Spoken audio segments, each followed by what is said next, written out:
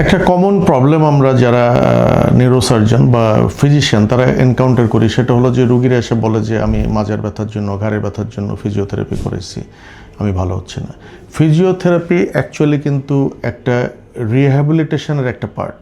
পেশেন্টের total management হয়ে যাওয়ার পরে তার যখন রিহ্যাবিলিটেশন দরকার হবে তখন তাকে ফিজিওথেরাপি করতে হবে। সুতরাং একটা ডিজিজ কন্ডিশন যেমন ডিস্ক প্রোলাপস বা ফ্র্যাকচার, মেরুদণ্ডের হাড় ভেঙে গেল, অথবা অন্য কোনো ফ্যাসেটের কোনো প্রবলেম হলো, ট্রমাটাইজড হলো, সিভিয়ার পেন, সেসব ক্ষেত্রে ফিজিওথেরাপির অ্যাকচুয়ালি কোনো রোল নেই।